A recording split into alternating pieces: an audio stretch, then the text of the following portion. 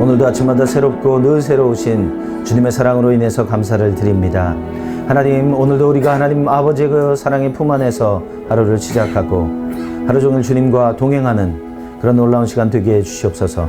하나님 아버지, 우리가 말씀을 굳게 붙들고 하나님 이 땅 가운데 살아가게 되어질 때 하나님 우리의 삶에 여러 가지 우리를 불편하게 하고 고통스럽게 하고 하나님 아프게 하는 것들이 있지만 하나님 아버지 그 말씀의 권능이 하나님 그 어떤 어려움도 하나님 뚫고 지나갈 수 있는 그런 놀라운 하루가 되게 해주시기를 기도합니다. 하나님, 그래서 오늘도 하나님께서 영광을 받으시고 찬양을 받으시는 하루가 되기를 소원합니다. 하나님, 또 우리의 입술 가운데 주님 기쁨을 부어주셔서 하나님께 영광이 되고 또 저에게 기쁨 되는 하루 되게 해주시옵소서. 하나님, 오늘 또 이 시간을 주님 기대합니다. 우리 가운데 말씀해 주시고 우리의 영혼 가운데 주님 치유와 회복이 일어나는 시간 되게 해주시옵소서. 감사하며 예수님의 이름으로 기도합니다. 아멘.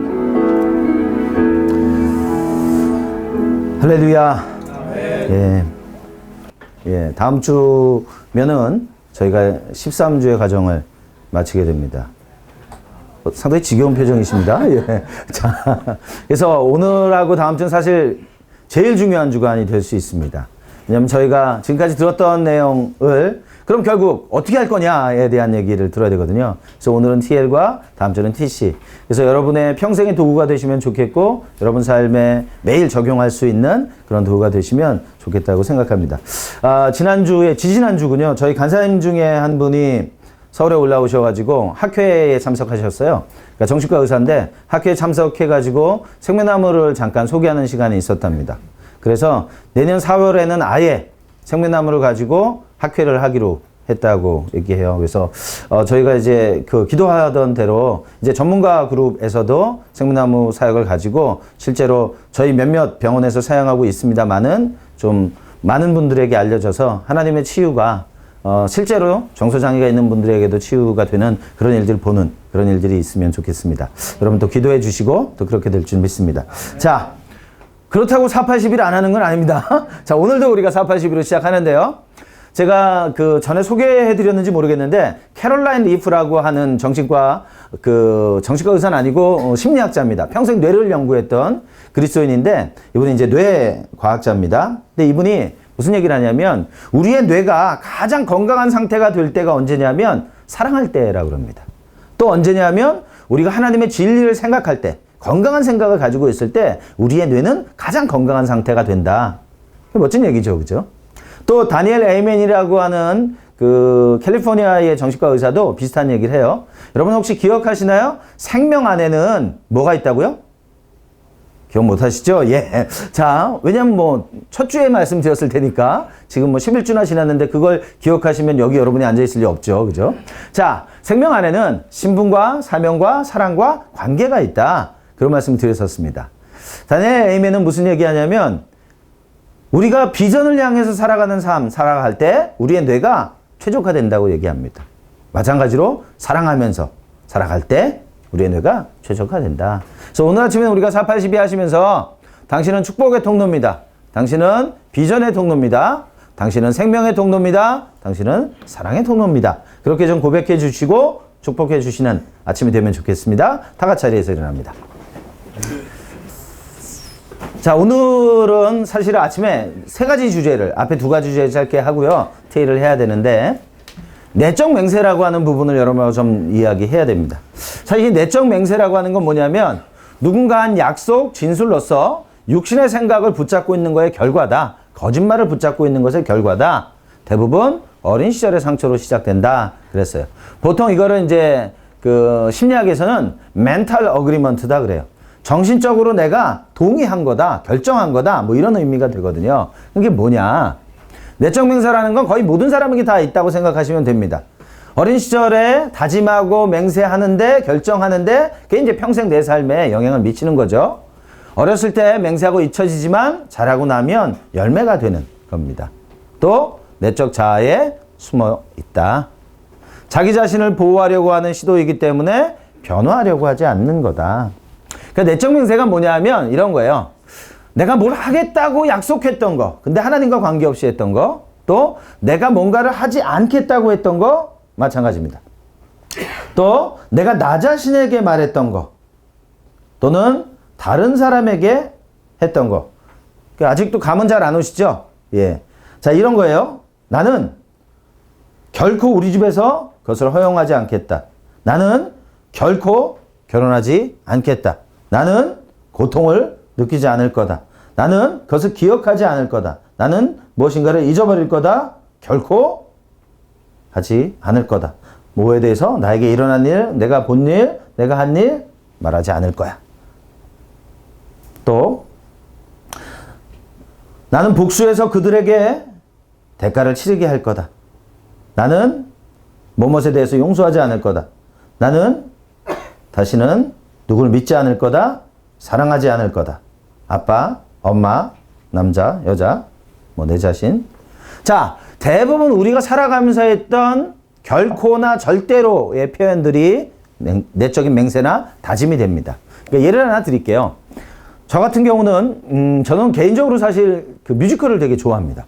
뮤지컬을 되게 좋아하는데 좋아하는 만큼 사실 요새는 뭐 잘 못 보지만 그래서 어렸을 때부터 제가 이제 교회 생활하면서 보면 제가 연극 같은 걸 되게 좋아했던 것 같아요. 그래서 교회에서 이제 연극을 합니다. 그 성극이라 그러죠. 이제 연말 되면 성극을 하는데 그 성극의 내용이 뭐냐면 그 열 문둥병자 이야기 아시나요? 예, 열 문둥병자가 병이 치료되고 나중에 사마리아 문둥병자만 그 구원받는 그런 내용이죠. 그래서 저희가 그 선곡을 하는 거예요. 그 선곡을 하는데 저는 3번 문둥병자, 사마리아 사람.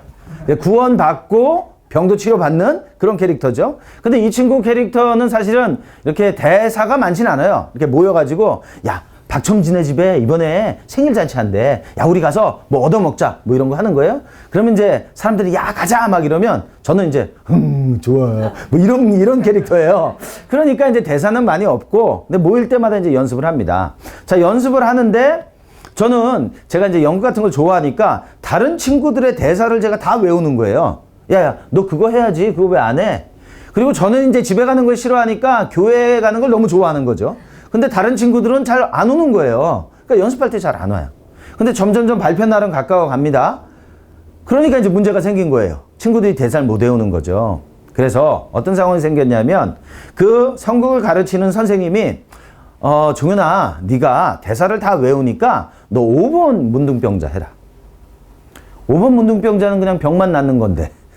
그러니까 마음이 좀 불편하죠. 근데 거기서 제가 이제 아니요, 나 그거 해야 되겠어요. 이렇게 해야 되는데 그렇게 말을 못했어요. 그리고 결국 저는 5번 문둥병자를 하게 됩니다. 그리고 그냥 병만 낫고 끝나게 되는 거죠. 자, 그리고 이제 이 선곡이 다 끝났어요. 근데 문제는 그때 제 마음에 이게 이제 초등학교 6학년 때였을 거란 말이죠. 근데 제 마음에 무슨 맹세 다짐을 했냐면 절대로 나서지 말자. 결국 잘난 척하고 다 아는 척하고 그래가지고 이런 사단이 났단 말이에요. 그죠? 그래서 절대로 나서지 말자. 제 마음 가운데 그렇게 다짐을 했어요. 자, 근데 그것이 어떤 식으로 제 삶에 나타나게 됐냐면 제가 수동적인 사람으로 변해가는 걸 보게 되는 거죠. 제가 할 수 있는 일이 있는데도 제 마음 가운데 나서지 말자. 기회가 있는데도 사실 제가 할 수 있는 거고 그렇게 하게 되면 훨씬 좋은 상황이 되는 건데 나서지 말자. 왜? 나선다라는 것은 결국 제 머리 안에 무슨 생각이 있는 거예요? 손해보는 거예요. 원하는 걸 갖지 못하는 거예요. 그런 생각을 갖게 되는 거죠. 6학년 때 한 번 가졌던 그 생각인데 제 마음에 심겨져서 10년이 지나고 15년이 지나도 여전히 제게 부정적인 영향을 미치고 있는 걸 보게 됩니다. 그래서 혹시 여러분들 어린 시절에 여러분들이 원하지 않는 상처를 경험하면서 그 상처 안에 내가 다짐하고 맹세했던 그런 부분들이 있다면 그것은 여러분 삶에 부정적인 열매를 맺을 수도 있다라고 하는 거죠. 제가 가르쳤던 청년 중에 한 친구가 자기는 절대로 결혼하지 않을 거랍니다. 그럼 왜 그러냐? 얘기를 들어보니까 아버지가 알코올 중독이에요. 엄마는 평생 일하면서 아버지에게 맞으면서 집안 생계를 꾸려나갔어요. 그러니까 이 알코올 중독이면서 일도 안 해. 한량이죠, 한량. 최고 좋은 거지. 예. 자기 마음대로 하면서 술 먹으면서 또 때리는데 또 돈도 벌어와. 기가 막힌 상황인 거죠. 그걸 보고서 이제 이 아이는 자랐어요. 그리고 저희 교회 청년이 됐는데 얘기를 들어보니까 그럴만해요. 그럴만해요. 근데 문제는 뭐냐면 이 친구가 이성교제를 합니다. 이성교제를 하는데 관계가 친밀한 관계가 될 정도 되면 관계를 딱 끊어요. 그 잠수 타는 거예요. 근데 그런 일들이 반복되는 거죠. 왜 그러니? 얘기를 들어보니까 결혼하게 될까 봐요. 이 친구에게 결혼이라는 건 어떤 의미죠? 고통이죠. 결혼이라고 하는 건 어머니가 학대당하는 거고, 결혼이라고 하는 건 아버지가 알코올 중독자로 살아가는 걸 보는 거예요. 그러니까 이 내면 안에선 결혼하는 것은 고통인 거예요. 그죠? 아마 그런 영화를 좋아할 수도 있어요. 결혼은 미친 짓이다. 뭐 이런 거죠. 그러니까 아마 그 영화 보면 깊이 믿어지고 그러겠죠. 예, 그런 것처럼 삶의 경험들이 내 삶의 부정적인 열매들로 나타나게 되어질 수 있습니다. 그래서 사실은 이것은 거짓말의 한 종류가 될 수도 있고요. 내 안에는 고통과 상처들이 다뤄지지 못하도록 막고 있는 생각들이 되어질 수도 있습니다. 그래서 여러분이 평소에라도 그냥 길을 걸어가면서라도 생각이 난다면, 아, 내가 그런 다짐했었지. 그런 맹세했었지. 그것에 대해서 어떻게 해야 돼요? 예수님의 이름으로 끊어지도록 기도해야 될 필요가 있습니다.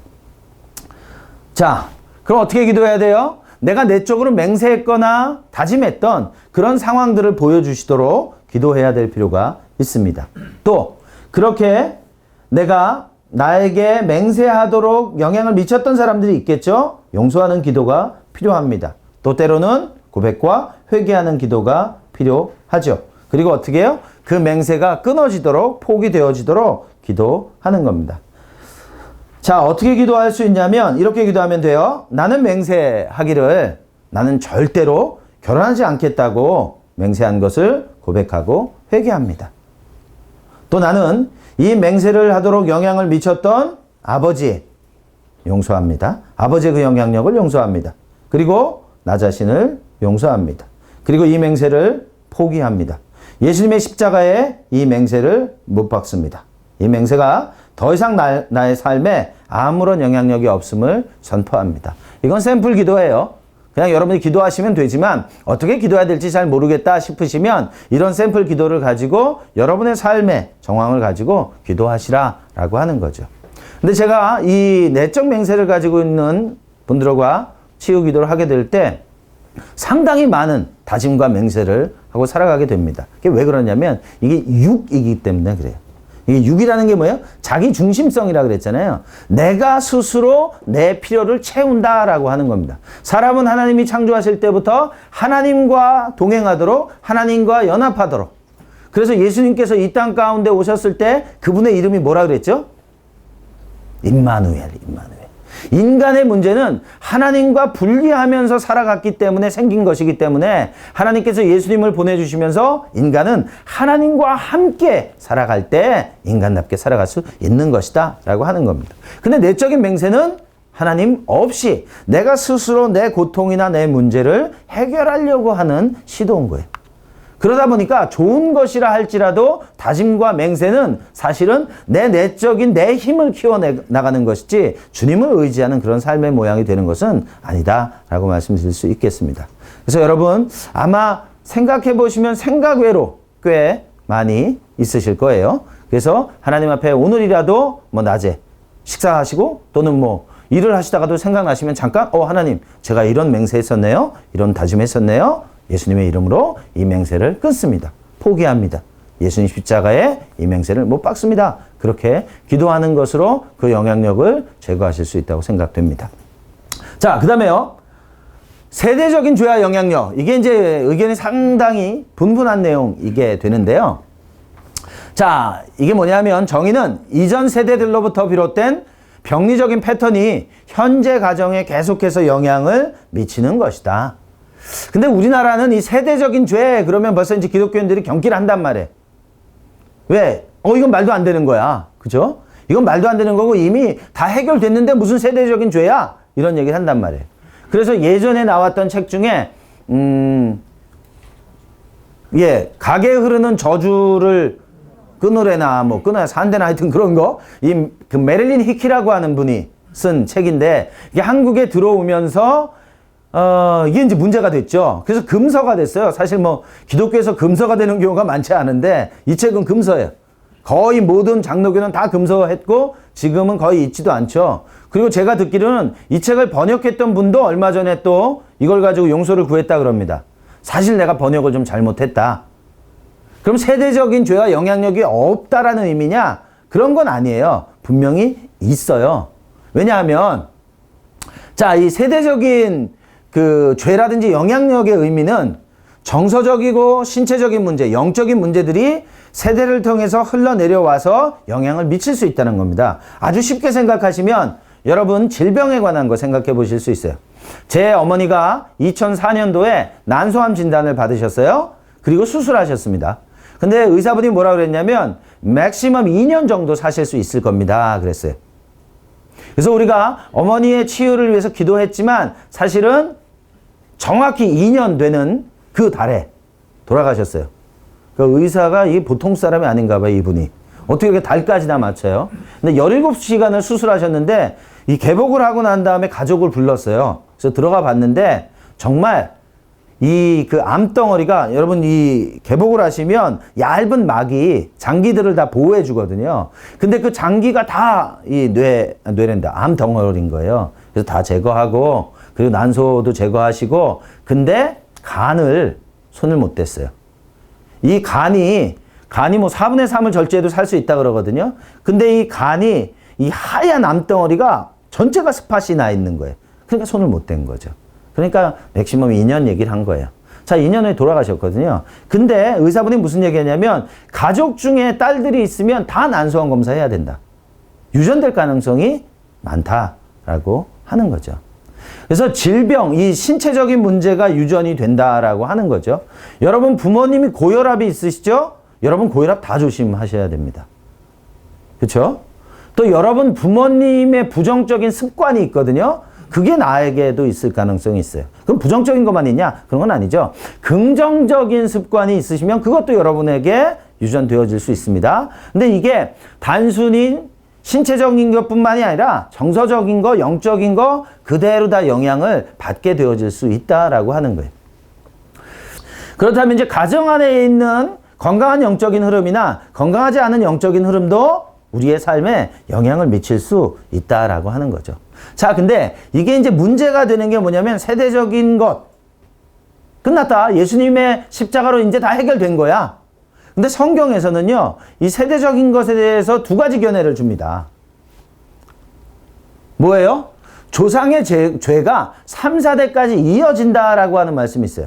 들어본 적 있으신가요? 그죠? 출애굽기나 민수기에 보시면 니네가 지은 죄가 너희에게만 머물지 않고 3, 4대까지 갈 거야. 자, 그렇단 얘기는 분명히 이게 세대적으로 흘러간다는 얘기가 되잖아요. 그죠? 또 하나. 각 사람이 각 사람의 죄를 담당한다라고 하는 말씀이 또 있어요. 어디에? 신명기 말씀에 또 에스겔 말씀에. 자, 여기 말씀을 보니까 3, 4대까지 흘러가는 게 아니라 네 죄는 네가 책임져야 돼 라는 말씀이라는 거예요. 이런 게 이제 어려운 거죠. 성경이 이제 한 가지만 얘기를 해줘야 되는데 이것도 맞고 이것도 맞아 이렇게 말씀하는 거니까 그러면 어떻게 이해를 해야 되는 거냐. 그래서 이거 가지고 사람들이 많이 싸웁니다. 세대적인 영향력이 있다고 믿는 분들은 야, 네 죄는 네 상처는 이건 조상부터 흘러내려온 거야.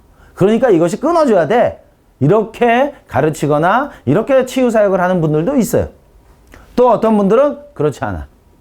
그건 다 각자 자기가 책임져야 될 거야. 내가 회개하고 내가 용서하고 치유받으면 돼 라고 말하는 분들이 있는 거죠. 자, 그럼 뭐냐? 조상의 죄와 각자의 죄, 이건 어떻게 이해해야 되는 거냐? 사실은 생각보다 간단합니다. 이것은 경향과 운명에 관한 거라고 생각하시면 돼요. 자, 뭐예요? 조상의 죄는 경향을 전달합니다. 그래서 조상에게 있었던 영향력이나 죄가 없는 사람들보다는 그러한 경향이 다른 사람들보다 더 할 수 있다는 거예요. 그러니까 부모님이 중독이 있는 분들은 자녀가 중독이 될 가능성이 다른 사람들보다 8배 더 많다고 얘기합니다. 그러니까 경향이 있다는 거예요. 그러나 운명을 결정하거나 운명을 전달하는 것은 아니다. 그렇죠? 내가 선택할 수 있는데 사람들보다 내가 부정적인 영향을 더 많이 받을 수 있다면, 경향이 있다면 뭐예요? 예수 그리스도의 이름으로 거절하는 거죠. 예수 그리스도의 이름으로 끊어지도록 기도하는 겁니다. 그래서 이것은 우리뿐만이 아니라 가족 치료에서 가계도라는 걸 그려요. 가족 치료를 공부할 때 다세대 전수 이론이라고 하는데 네가 지금 이런 삶을 살아가는 건 지금 너 때문이 아니라 3, 4대까지 흘러내려온 그 경향 때문에 그런 거야 라고 하는 거죠. 그래서 가계도를 그려보면 3, 4대 여러분 가정 안에 있는 모든 가정의 정보를 다 집어넣고 관계를 집어넣고 하는 겁니다. 그래서 이 가계도를 그려보면 나에 대해서 많은 걸 이해하게 돼요. 내가 내 삶 안에 있는 이런 부정적인 특징들이 계속해서 내려왔던 거구나.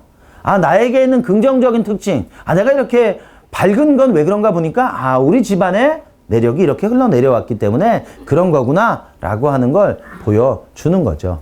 그래서 가족치료에서 이 다세대 전수 이론은 사실 상당히 중요한 보우엔의 이론인데 상당히 중요한 영향력을 의미를 가지고 있습니다.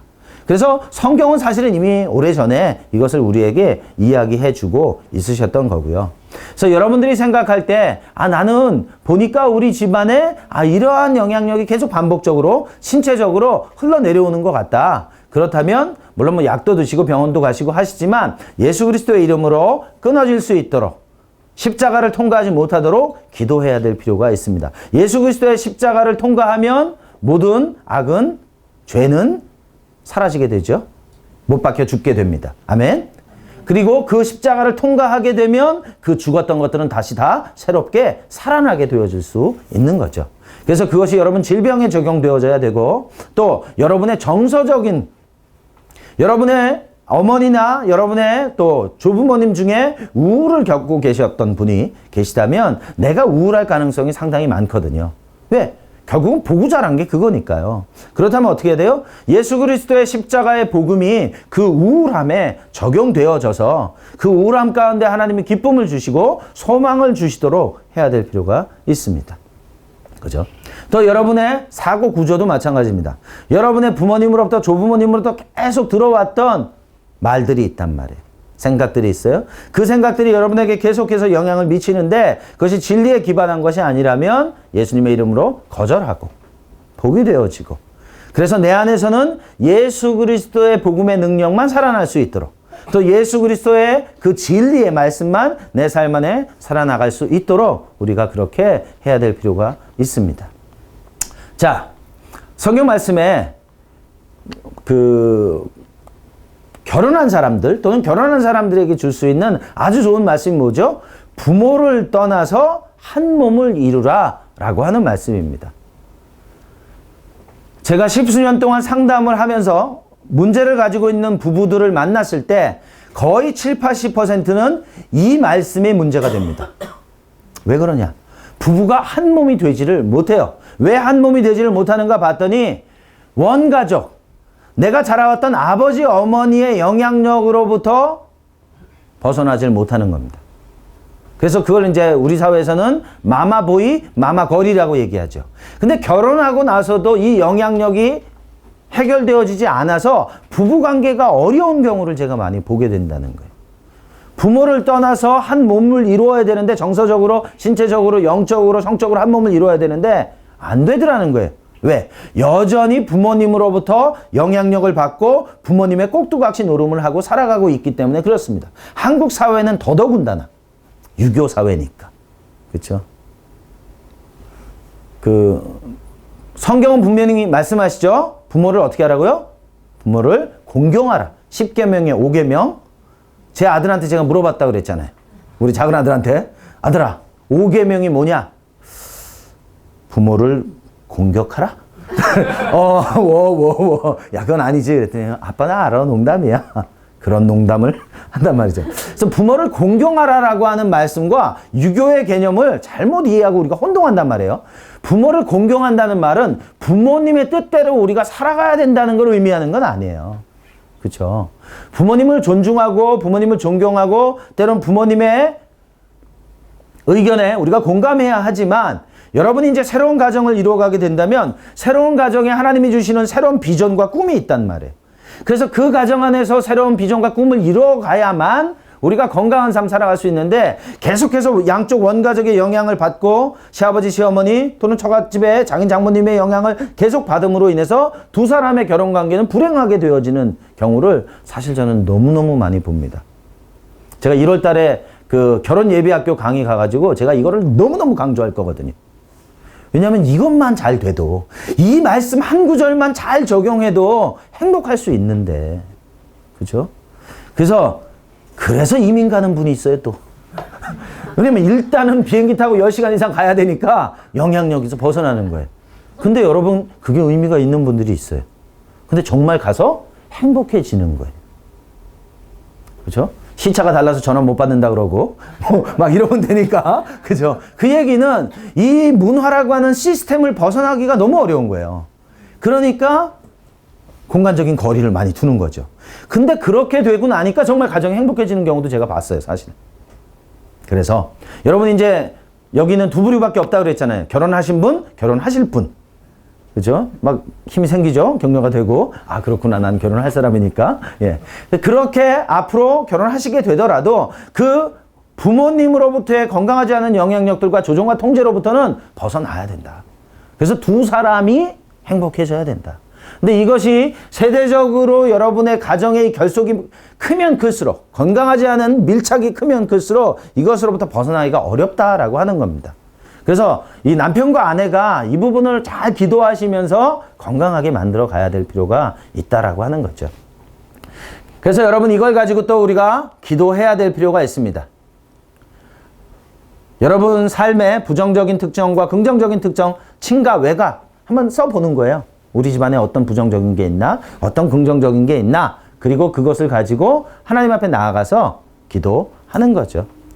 우리가 이런 걸 하는 이유는 누군가를 비난하거나 판단하기 위해서 하는 건 아니에요. 그렇죠? 내가 어디로부터 왔는가. 우리가 역사를 공부하는 이유는 과거를 이해해야만 현재를 알 수 있어요. 현재를 알아야만 미래를 예측할 수 있거든요. 그런 의미예요. 그런 의미고, 이 얘기하면서 한 가지 생각나는 그 케이스가 있는데, 제가 대구에서 세미나 할 때 이 세대적인 죄와 영향력에 대해서 강의를 하고 같이 이제 기도를 했어요. 자, 기도를 하고 나서 어떤 일이 생겼냐면 그날 모임이 다 끝났어요. 근데 한 분이 그 다음날 와서 자기가 좀 간증을 하면 안 되겠냐고. 그래서 무슨 말씀이시냐? 얘기를 들어보니까요. 평생 아버지의 구원을 위해서 기도하셨대요, 이분이. 근데 믿지 않는 분인 거예요. 아주 자기가 큰 분인 거죠. 평생을 기도했는데 아버지는 꿈쩍도 안 하니까. 자, 근데 어제 세대적인 죄와 영향력을 끊는 기도를 하고 집에 끝나고 가는데, 운전하고 가는데 아버지한테 전화가 왔대요. 전화가 왔는데 그 전화의 내용이 뭐냐면, 너 좀 와라, 집에. 왜 아버지? 야, 네가 그렇게 말하는 그 예수 얘기를 좀 내가 들어야 되겠다. 그랬다는 거예요. 그래서 그분이 집에 간 거예요. 집에 가가지고 예수님 얘기를 하고 아버지에게 예수님을 영접하게 하고 흔쾌하게 아버지가 그럼 나 오늘 그 예수님을 믿어야 되겠다. 그러더라는 거예요. 되게 신기하죠? 저도 되게 신기했어요. 이게 어떤 상관성이 있는 건가? 그죠? 근데 모르긴 몰라도 평생 기도했는데 응답받지 못했는데 그날 이러한 기도가 어떤 형태로든지 영향을 미치지 않았는가 추정해 보는 거예요. 그리고 그 다음날 와서 이분이 간증을 하는 거죠. 그래서 그럴 수도 있구나. 물론 우연일 수도 있어요. 근데 우연이 왜 하필 그때 일어났는가? 그럼 이제 이건 필연이 되는 거니까. 그래서 그런 것이 만약에 그런 관계에도 영향을 미칠 수 있다면 우리는 기도할 수 있죠. 기도하고 그리고 하나님이 일하시도록 맡겨드리는 그런 일이 있을 수도 있습니다. 그래서 이것도 여러분들이 한번 생각해 보실 만한 부분이고, 사실 이거는 좀 큰 이슈예요. 큰 이슈이기 때문에 시간을 좀 충분히 두고 그렇게 하신다면 아마 그 현재 여러분 가정이나 현재 여러분의 내면의 문제에 긍정적인 영향을 미칠 거라고 생각됩니다. 자, 이건 다 넘어가고요. 이건 샘플 기도예요. 여러분 강의 한 번 보시면 샘플 기도 다 있습니다. 이것 다 넘어가고. 자, 오늘 저희가 여러분에게 내적인 맹세와 세대적인 영향력에 대해서 말씀을 드렸고요. 자, 이 모든 것들은 다 생명나무 사역 안에서 정리되고 그리고 통합되어질 수 있습니다. 생명나무 사역은 TL 사역, 그리고 진리 차트 사역, TC 사역 이렇게 제가 초기에 말씀드렸었는데 기억나세요? 예, 도대체 뭐가 기억나시는 걸까요? 예, 자, 하나님께서는 예수님 안에서 풍성한 삶을 살기 원하시는 사람들에게 치유를 주신다. 여러분 구원 받으셨습니까? 아멘. 우리가 구원 받았어요. 근데 우리가 풍성한가요? 부요한가요? 노맨, 노맨. 그죠? 요한복음 10장 10절에 보니까 예수님께서 이 땅 가운데 오신 이유는 양으로 생명을 얻게 하려고 오셨다 그랬어요. 그래서 우린 생명을 얻었단 말이에요. 근데 생명을 주실 뿐만 아니라 더 풍성히 얻게 하려고 오셨다고 성경은 말씀하시는 거죠. 그걸 보면 분명히 예수님의 복음은 구원뿐만 아니라 풍성함과 부요함도 주셔야 되는 것 같아요. 그래서 특히 우리가 이번 그 십몇 주간 동안 해왔던 것은 우리의 내면의 풍성함과 부요함, 우리의 정서적인 영역과 의지적인 영역과 사고의 영역에 있어서 부요함과 풍성함을 얻기를 원하는 것이죠. 그래서 어떻게 사역하는 것이냐? 이 사역은 그렇게 어렵지 않습니다. 자, 시작할 때 기도합니다. 기도해요. 그래서 여러분 혼자 하실 때는 혼자 하나님 앞에 기도하시면 되고요. 누군가 기도짝이 있으실 땐 서로 한 사람이 내담자가 되어주고 한 사람이 사역자가 되어지고 그래서 같이 기도합니다. 자, 기도하는데 제가 예전에는 그 기도하고서 이제 치유사역을 했어요. 근데 문제가 뭐냐면 자꾸 저희 집에 문제가 생기는 거예요. 저희 아이들이 다치는 거예요. 머리가 이렇게 빵꾸가 나기도 하고 손가락이 부러지기도 하고 이상하다. 왜 근데 반복적으로 이런 일이 자꾸 일어나는 거지? 그래서 제가 치유사역하는 분들의 책들을 몇 권을 쭉 봤어요. 봤더니 그 내용 중에 하나가 뭐냐면 치유사역할 때 공격을 많이 받는다는 거예요. 근데 당사자가 공격받기보다는 주변 사람들이 이제 공격을 받는 일들이 있다는 거죠. 그래서 이게 나만 겪는 건 아니구나. 그래서 그때부터 제가 기도할 때 사역하는 사람이나 또 저나 저의 가족을 보호하는 기도들을 하게 됩니다. 그래서 이렇게 기도하죠. 하나님, 제가 스스로 할 수 없는 사람입니다. 하나님 도와주시지 않는다면 치유사역할 수 없는 사람이기 때문에 하나님 도와주시옵소서. 하나님, 저의 문제를 깨닫게 해주시고 하나님 치유의 음성을 들려주시고 또 하나님 기도하는 것은 저나 내담자나 저희 모든 가족을 또 지켜주시옵소서. 그렇게 기도하는 거예요. 그렇게 기도한 다음에 물어봅니다. 이제 치유사역을 해야 되니까 문제가 있으니까 치유사역 할 거 아니에요? 그 다음에 이 기도하고 싶은 문제가 있는데 어떤 느낌이 있냐? 대부분의 경우는 기도하고 싶다는 얘기는 긍정적인 거겠어요? 막 기쁨이 충만한데 이거 기도하고 싶어요. 이런 경우는 없어요. 괴로워요. 두려워요. 수치스러워요. 외로워요. 무가치하다고 느껴져요. 혼란스러워요. 이런 다양한 감정의 상태가 있겠죠. 그냥 심플한 건 기분 나빠요. 그렇지 않겠어요? 그럼 여러분 뇌는 뭐 이걸 구분해갖고 두려움이구나, 외로움이구나, 수치심이구나 이렇진 않아요. 그냥 우리가 인식할 때 기분 나쁜 거예요. 그렇죠? 그걸로 충분해요. 또 부정적인 생각이 계속 드는 경우들이 있죠. 그러면 이걸 가지고 기도할 수도 있습니다. 또 떠오르는 기억이 있다면 이걸 가지고 기도할 수도 있어요. 쉽게 말하면 여러분들이 치유사역을 위해서 기도하고 싶은 증상 뭐든지 다 가능합니다. 그죠? 이따 이제 모임 끝나고 여러분 부서에 딱 들어갔는데 들어가자마자 누가 나를 딱 쳐다보면서 얼굴을 딱 붉혔단 말이에요. 고개를 휙 돌렸단 말이에요. 주께서 오늘 드디어 사역거리를 주시는구나. 그러면 이제 그걸 가지고 우리가 기도를 시작할 수 있단 말이에요. 그죠? 그래서 어떤 거든지 가능합니다. Try it on everything 이라는 표현이 있어요. 어떤 거든지 시도해봐라. 이해되시죠? 자, 아침에 이제 여러분 이제 모임 하러 오시잖아요. 아침에 모임 오시는데, 여기 와서 기도하고 예배하는 거 기분이 나빠. 그럴 수 있잖아요. 아침에 피곤한데. 그죠? 나만 그런가? 그럴 수 있단 말이에요. 자, 그러면 그거 가지고 또 우리가 기도할 수 있다는 거예요.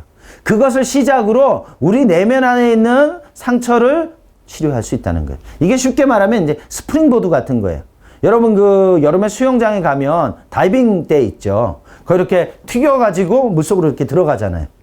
그런 스프링보드처럼 우리가 기도 사역을 할 때 현재의 문제들을 가지고 문제의 근원으로 들어갈 수 있다라고 하는 겁니다. 그래서 그거는 사역하고 싶은 현재 문제, 느낌, 생각, 기억 다 가능합니다. 어떤 거든지 가능해요. 그래서 그걸 가지고 기도를 시작하게 되죠. 자, 그러면 그 다음에 이제 뭘 해야 돼요? 기도해야 돼요. 아, 내가 지금 현재 이런 문제가 있어요. 내가요, 두려움이 있어요. 아, 내가요, 수치심이 있어요. 아, 또 내가 저 사람하고 지금 갈등이 있는데, 기분 나빠 죽겠어요. 그럼 이걸 가지고 기도를 하는 거예요. 어떤 기도를 해요? 지금 현재 내가 지금 느끼고 있는 감정이나 현재 사건하고 연결된 사건을 기억 안에서 찾는 거예요. 여러분, 기억이라고 하는 건 제가 뭐라고 말씀드렸었죠? 기억은 지금 이 순간을 제외한 모든 것은 다 기억이라고 그랬어요. 어린 시절일 수도 있고요. 10살 때일 수도 있고요. 20살 때일 수도 있고 30살 때일 수도 있어요. 그래서 이 기억의 근원이 되는 사건은 어떤 사건들이 많냐면 강렬한 충격이 있었던 사건, 아니면 오래된 사건, 오래되거나 충격적이거나 그 두 가지가 기억의 근원일 수 있어요. 제가 여러분 그 메아리라는 표현을 썼는데 현재 여러분들에게 일어나는 증상들은 메아리예요.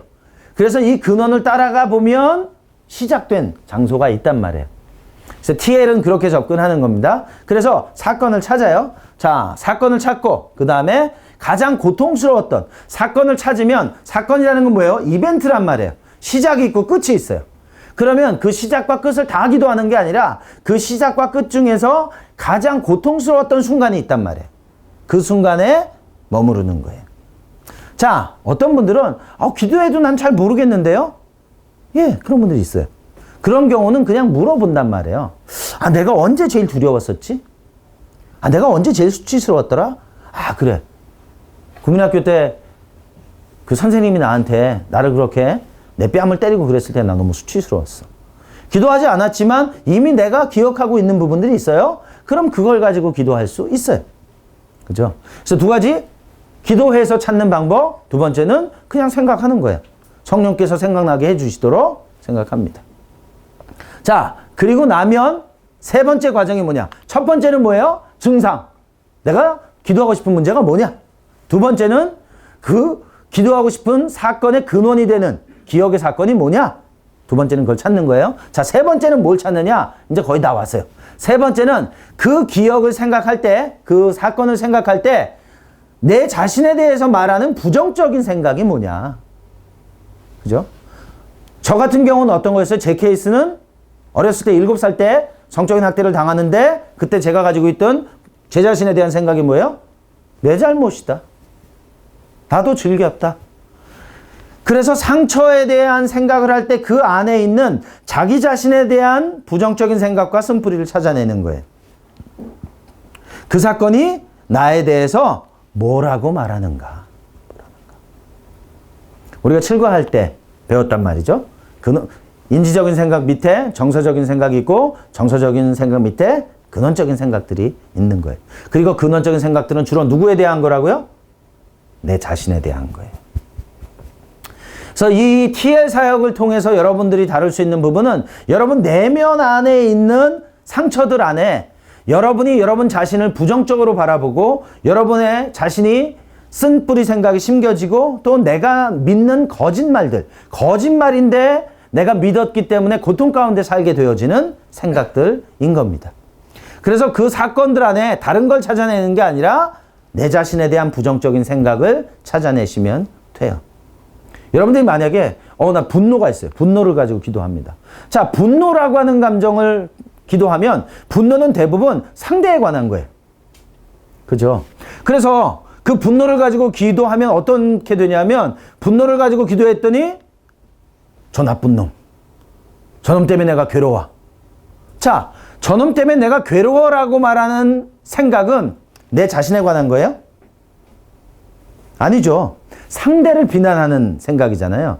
그래서 그런 생각은 사실은 제대로 우리가 TL하는 데 있어서 적절하지가 않습니다. 사실은 분노 밑에 뭐가 있냐면 상처가 있어요. 제가 분노는 선물이다. 분노는 기프트다. 기억나세요? 네.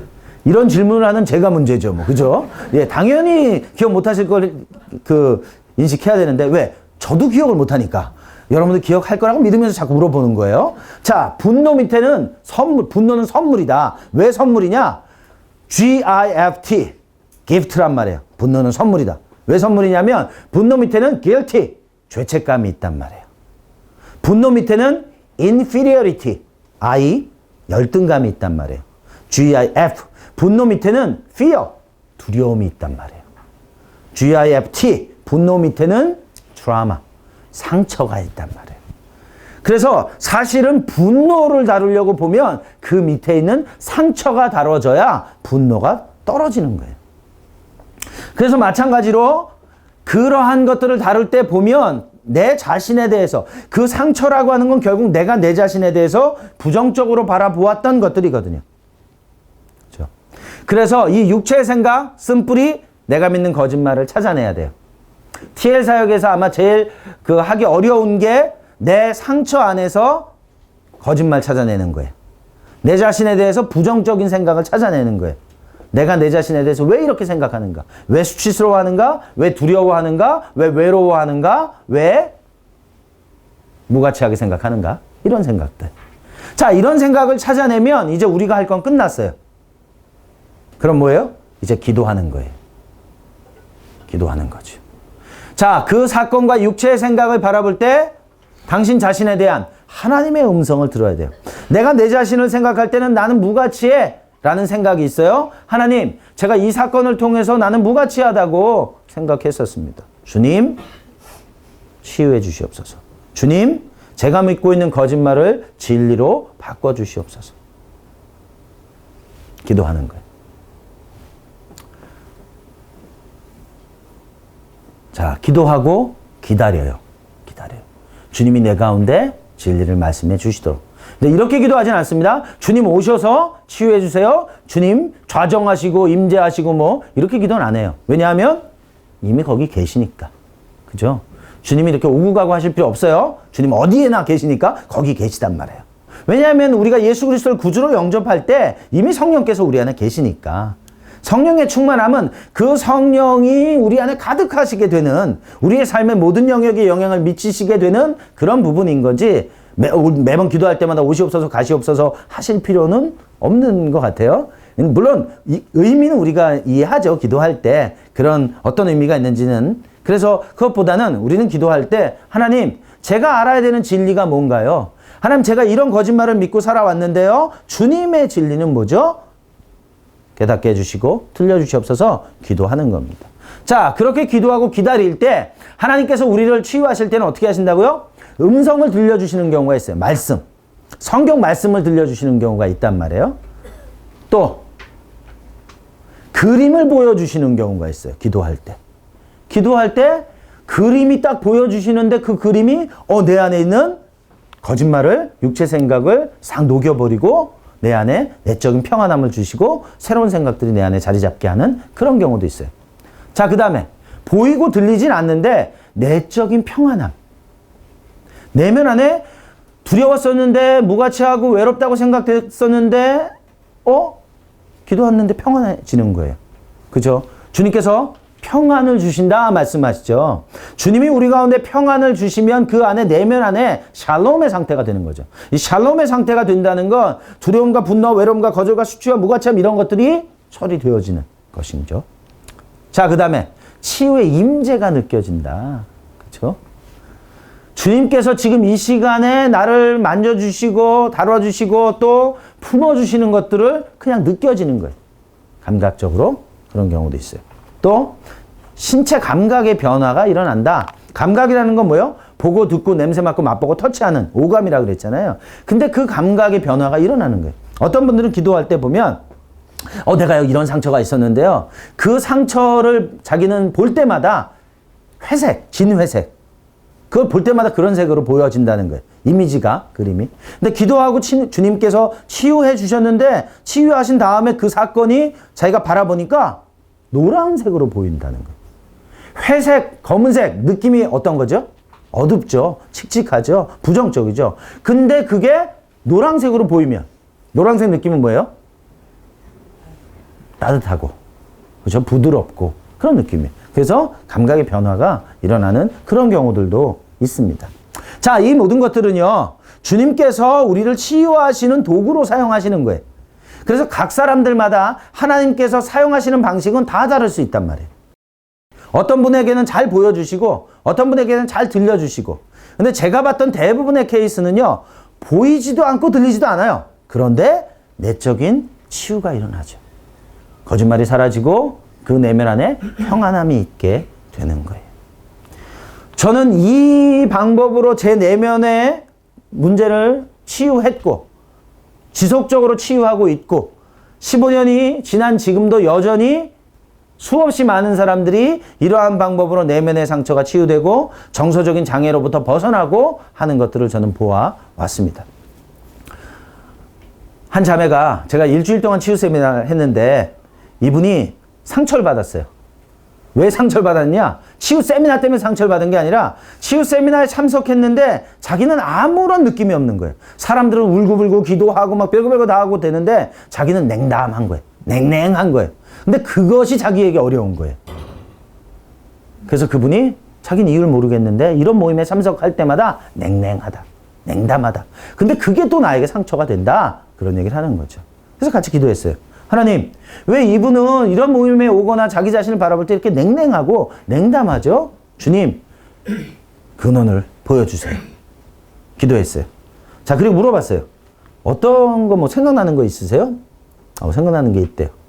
초등학교 3학년 때가 생각난대요. 아침에 학교를 갑니다. 아침에 학교를 가는데 횡단보도 앞에 딱 섰어요. 횡단보도 앞에 섰는데 갑자기 빨간불이죠. 아무도 지나가지 않아요. 근데 아이 하나가 자기보다 뭐 비슷하든지 어리든지 횡단보도를 지나가려고 빨간불인데 튀어나간 거예요. 자, 근데 문제는 저쪽에서 트럭이 오고 있었고 트럭에 그 아이가 치이게 됩니다. 그리고 그 아이는 그 자리에서 죽었어요. 자, 그런데 문제는 뭐냐면 아수라장이 됐겠죠. 근데 자기는 그냥 길을 건넜고요. 학교에 갔다는 거예요. 아무런 반응이 없이. 제가 볼 때는 너무 충격을 받았던 거죠. 너무 충격을 받았기 때문에 내면 안에서 감정을 다 셧다운 해버린 거예요. 사실은 감정을 다 죽인 거예요. 왜냐하면 그렇지 않으면 이 아이가 견딜 수가 없기 때문에 자기도 모르게 뇌가 방어기제를 쓴 거죠. 그랬는데 어쨌든 자기는 그렇게 하고 학교를 갔다 온 거예요. 자, 근데 그때 이후로 자기는 슬프지도 기쁘지도 않은 거예요. 어떤 상황에서든 냉담하고 무감각해진 거죠. 그걸 보여주신 거예요, 하나님께서. 그러니까 그걸 보여주셨는데 자기는 더 고통스러운 거예요. 그러니까요, 내가 이렇게 산 거 아니에요? 자, 근데 이걸 가지고 기도했어요. 하나님, 저는요, 무감각하고 냉담한 것 같아요. 기도했어요? 자, 기도했는데 재미있었던 건 뭐냐면 이분 같은 경우는 기도했는데 하나님이 뭐 말씀을 보여주시거나 들려주시거나 이런 게 아니라 뭘 생각나게 해주셨냐면 3년 전에 한 사건을 생각나게 해주셨대요. 3년 전 사건이 뭐냐면 건대 환승역에서 일어난 거예요. 자, 건대 환승역? 그러니까 이 뭐라 그러죠? 그 몇 호선이 몇 호선으로 바뀌는 거 있잖아요. 그러기 위해서 이제 가는데 자기가 이제 이분이 자매예요. 걸어가고 있었는데 갑자기 한 사람이 이 뭐라 그러죠? 발작을 하면서 쓰러진 거예요. 사람들이 다 이렇게 비켜나고 지나가고 이러는 거죠. 근데 자기가 그 사람을 딱 끌어안고 자기가 기도하는 거예요. 그 장면을 하나님이 생각나게 해주더래요. 근데 그냥 기도한 것도 않고 끌어안고 울면서 기도한 거예요. 그러면서 누가 이제 연락해가지고 앰뷸런스가 오고 그 장면을 하나님이 딱 생각나게 해주시면서 말씀하시기를 너는 따뜻한 사람이다. 그러시더라고요. 자, 그런데 그게 어떤 결과를 가져왔는가? 그 장면을 하나님이 생각나게 해주시는 순간 이 자매 안에 있었던 그 맺혀있고 닫혀있고 잘려있었던 감정이 터졌어요. 아주 오랫동안 어렸을 때부터 가지고 있었던 그 냉담함이 풀어져서 정말 그 내면 안에 하나님이 주시는 평안함과 사랑함과 그런 것들이 살아나게 된 거예요. 그러니까 어떻게 돼요? 그다음부터는 너무 또 울고 다니는 거지. 그죠? 왜냐하면 그 시간이 좀 필요한 거죠, 이분에게는. 그래서 그런 경험을 하는 분도 보게 됐어요. 근데 가끔 제가 그런 케이스 봐요. 하나님이 우리의 삶 안에 있었던 또 다른 경험을 생각나게 해주셔서 이것에 대한 상처에 대한 이해를 주시는 그렇게 치유하시는 경우도 있어요. 그래서 그거는 하나님이 뭐 각 사람에게 가장 맞는 방식을 사용하시기 때문에 그건 하나님께 맡겨줘야 되는 부분인 것 같습니다. 자, 이런 케이스도 하나 있었어요. 이분은 동성애 성향 때문에 굉장히 고통받는 분이에요. 자, 그래서 이것을 위해서 기도합니다. 이것을 위해서 기도하는데 어렸을 때의 그 상처가 생각나는 게 뭐였냐면 친구들이에요. 친구들이 뭐라 그러냐면 자기 손을 보고 야, 네 손이 되게 작고 예쁘다? 너 여자 같다. 그런 얘기를 친구들한테 들은 거예요. 자, 근데 그게 그럴 수 있잖아요. 그죠? 그런 얘기를 들을 수 있는데 그 이야기를 들은 것이 혼란을 줬어요. 이 아이한테. 그 무슨 생각을 하게 됐냐면 아, 내가 여자로 태어났어야 되나 보다. 라는 생각을 하게 된 거예요. 자, 그리고 나서 이제 시간이 지나가면서 여자로 태어났어야 되는데 자기가 남자잖아요. 그러니까 어떤 상황이 됐냐면 여자들에게 관심이 있지 않고 남자들을 보면 자기가 여자인 것 같은 생각이 드는 거예요. 그래서 남자들한테 관심이 생기더라는 거죠. 그리고 그렇게 자라왔어요. 그래서 동성애자가 된 거예요. 자, 그래서 기도했어요. 하나님, 지금 어렸을 때 그 상처, 친구들이 야, 네 손이 자꾸 예쁘다라고 말했던 그 상처 안에 있는 그 거짓말들, 그 쓴뿌리들 주님 치유해 주세요 라고 기도했어요. 어떻게 치유하셨을 것 같아요? 주님께서 쾌남, 너는 진정한 남자다. 여러분 그 옛날 한 10년, 20년 전에 그 광고 아시죠? 쾌남 하는 거. 사실 저는 그렇게 생각했어요. 하나님이 아니야, 너는 진정한 남자야. 그렇게 하실 줄 알았어요. 근데 주님께서 이분을 치유한 방식은 생각 외였어요. 어떻게 하셨을 것 같아요? 아, 참, 질문하면 안 되죠. 아, 나 자꾸 잊어버려. 어떻게 하셨냐면, 주님께서 그러시더라는 거예요. 주님께서 주님 손을 보여주시면서 뭐라 그러셨냐면, 내 손도 작고 예쁘단다. 그때 너 누가 그래요? 예수님 손이 작은지 큰지 어떻게 알아요? 아, 그렇지. 모르지. 우린 모르지. 근데 주님께서 그분을 치유하실 때는 그 사람에게 가장 맞는 방식을 사용하시는 거죠. 실제로 주님 손이 컸는지 작은지 아무도 모르잖아요. 그죠? 작고 예쁘는지 몰라요. 그러나 그분에게 보여주시는 그 의미가 뭐냔 말이에요. 내 손도 작고 예쁘다라고 하는 그 의미가 이 형제에게는 어떻게 받아들여졌을까요? 예수님의 손이 작고 예쁜데 예수님은 여자예요? 남자잖아요. 그죠? 진정한 남자잖아요. 오죽하시면 인자라고 그러시잖아요. 인자. 그죠? 내가 진정한 사람이다. 그죠? 그게 남자란 말이에요. 근데 예수님이 그걸 보여주시는 것이 이분에게는 어떻게 받아들여졌냐면 자기 안에 있었던 이 손으로 인한 아, 내가 여자로 태어났어야 되는 걸 라는 생각이 아니구나. 내가 남자구나라고 하는 새로운 정체성으로 자리 잡게 된 거예요. 근데 그것이 이 형제 삶에 급진적인 회복을 가져왔어요. 여러분, 동성애를 겪고 있는 분들이 치유가 되어지면 동성애를 나는 이제 앞으로 하지 않을 거다라고 하는 결단과 결정과 이건 치유가 아니에요. 또 다른 노력이고 또 다른 육인 거지. 이런 고통으로부터 치유가 되는 분들은 어떻게 되는 거냐면 동기가 사라져요. 욕구가 사라져요. 그래야 되잖아요. 실제 우리가 죄로부터 벗어났다는 얘기는 그 죄에 대한 욕구 자체가 사라져야 돼요. 죄를 일으키는 생각이 없어져야 돼요. 그렇죠. 그래야 진정한 승리라고 말하는 거지. 내가 오늘은 죄 짓지 않겠습니다. 안 지을 줄 믿습니다. 다짐합니다. 결정합니다. 이러면 결국은 이게 스프링 같은 거기 때문에 꾹꾹 눌렸다가 튀어나오는 거예요.